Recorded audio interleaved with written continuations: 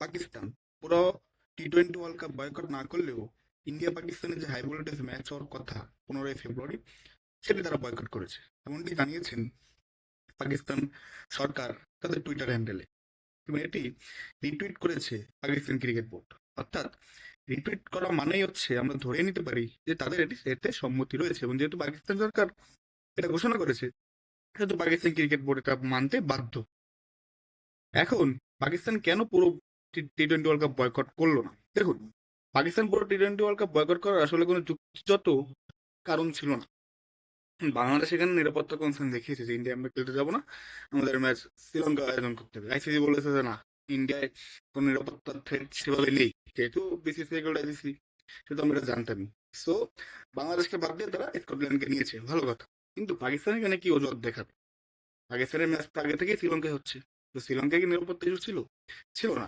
তো পাকিস্তানের পক্ষে ভ্যালিড কোনো কারণ ছিল না, এন্ড পাকিস্তানের বিশ্বকাপ বয়কট করারও কোনো যুক্তিযুক্ত কারণ ছিলও না, টু বি ফ্র্যাঙ্কলি বলতে গেলে। সো এর ফলে তারা একটি এখানে মাইন্ড গেম খেলেছে। তারা আইসিসি কে চাপে রেখেছে, বাংলাদেশ ইস্যুকে কাজে লাগিয়েছে। হ্যাঁ, সমর্থন জানিয়েছে, এটা ঠিক, এটা আমরা অ্যাপ্রিসিয়েট করি যে শুধুমাত্র পাকিস্তানই বাংলাদেশকে সমর্থন জানিয়েছে, but at the same time তারা আইসিসি কে প্রেশারাইজ করেছে, এবং এটা খুব ভালো জিনিস। কারণ বাংলাদেশ এই ওয়ার্ল্ড কাপে নেই, এবং যদি ইন্ডিয়া পাকিস্তান ম্যাচ না হয় ওয়ার্ল্ড কাপে, সেক্ষেত্রে বুঝতেই পারছেন যে ভাই ওয়ার্ল্ড কাপে কিন্তু ড্যামেজ অলরেডি হ্যাভ বিন ডান পাকিস্তান এই ঘোষণা দেওয়ার পর। কারণ এই যে রেভিনিউ, এটা কিন্তু বাংলাদেশ, পাকিস্তান, ইন্ডিয়া এইসব দেশের ম্যাচ থেকে আসে, কারণ এই দেশের ক্রিকেট ফ্যান অনেক। এই যে পাকিস্তান আপনার ইন্ডিয়ার ম্যাচে 36% শেয়ার রেভিনিউ আসে আইসিসির টোটাল ইনকামের, মানে বুঝছেন, টোটাল ওয়ার্ল্ড কাপে যে আয় হবে তার 36% এই একটা ম্যাচ থেকে। দেন বাংলাদেশের ম্যাচ তো 7% ইনকাম হয় বাংলাদেশের ম্যাচগুলো দিয়ে, আর পাকিস্তানের ম্যাচগুলো দিয়ে আরো 50-60% ইনকাম হয়।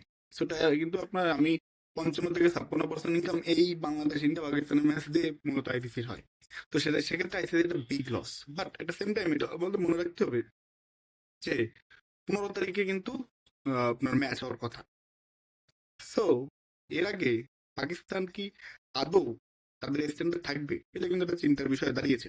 কারণ আইসিসি অলরেডি পাকিস্তানকে আবার তাদের যে সিদ্ধান্ত সেটি পুনর্মূল্যায়নের জন্য রিকোয়েস্ট করেছে। হ্যাঁ, রিকোয়েস্ট করেছে। জয় শাহ এবং আইসিসি তারা এখন রিকোয়েস্ট করতেছে।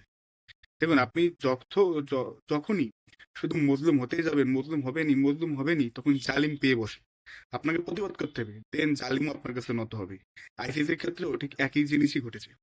আইসিসি বা জয় শাহ এখন পাকিস্তান ক্রিকেট বোর্ডকে বা সরকারকে অনুরোধ করতেছে যে আপনারা আরেকবার ভেবে দেখুন।